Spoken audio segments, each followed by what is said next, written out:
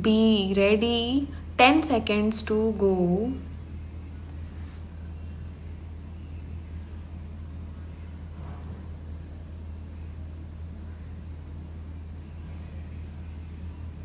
Start.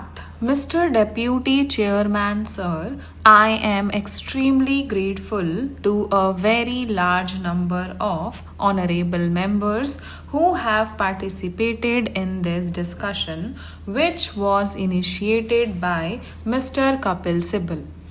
Earlier, we have had almost 18-hour discussion on the union budget itself and a lot of issues which have been covered in the course of this discussion were referred to in the debate on the budget. Therefore, I would not repeat many of the points which have been stated therein. I had said at that stage that many of the claims which had been made about certain recent actions of the government were somewhat exaggerated in the analysis and comments of some of the honorable members of the opposition. The extent of disruption, the extent of adverse impact on the GDP, and so on. It is now increasingly becoming clearer that some of these statements were highly exaggerated. I would refer to the various points of comment and criticism which have been made and repeated by a large number of members during the course of the discussion. They were based on a particular analysis that Mr. Sibal gave.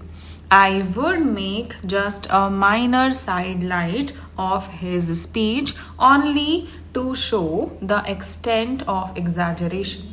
He compared the present situation to the emergency.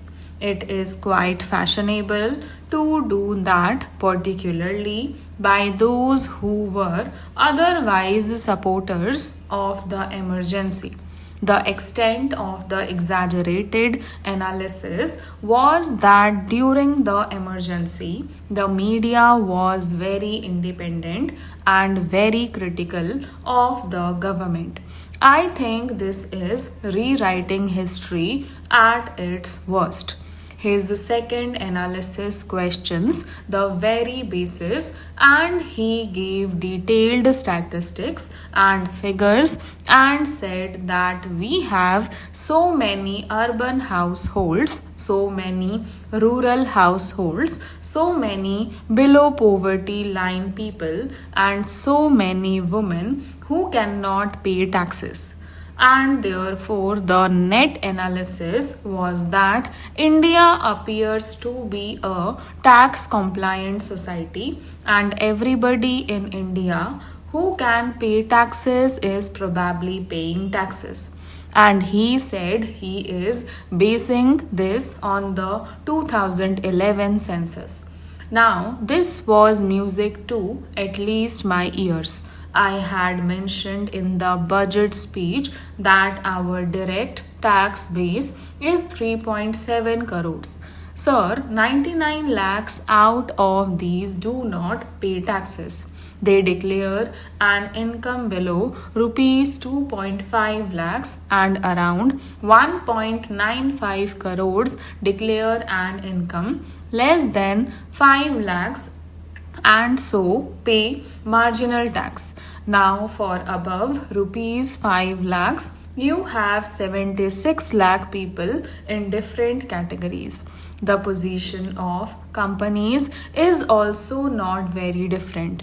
But 2 crore people take international travel every year, and we were told in this house that we should do another analysis as India is a tax compliant society.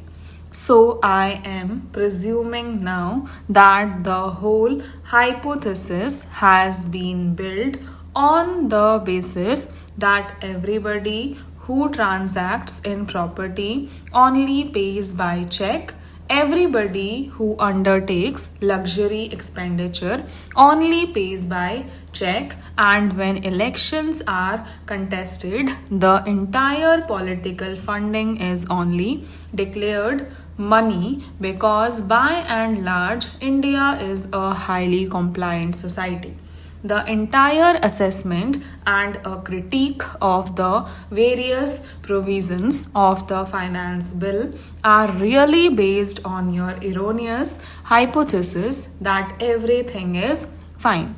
Therefore, it is not surprising that for 10 years you did not take any significant steps in that direction.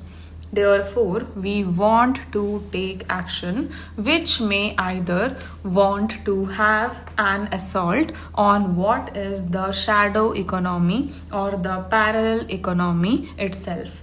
Let us take this example of what everybody has commented on section 132. Section 132 in simple is a provision which has existed long time. All it says is that there must be a satisfaction note prepared which must give details before you can search or seize a property. So, if there is a tax search, a satisfaction note must exist. You have done some basic homework. You have reasons to believe that somebody is suspected of having undeclared income. You have received some information from some informer, and there are reasons to believe which must be recorded in that note. This was always the law, and this will continue to be the law. So, nobody can enter the premises and start searching without a satisfaction note. Technically, this satisfaction note gives to the tax authorities the source of information about tax evasion and the nature of that information. The public interest demands that that source of information and the nature of information should be protected. If this is not protected, nobody is going to give information in future. It is in the nature of whistleblower protection that the satisfaction note cannot be made available to the target of investigation. Now, one of the court judgments seems to have indicated that the section may require in the assessment proceedings to provide a copy of the satisfaction note to him. Now, the consequences of this obviously will be disastrous. After all, who are the ones who give information with regard to economic intelligence? It must be a trade union leader in the company, or it may be a disgruntled accountant or a dissatisfied partner. Stop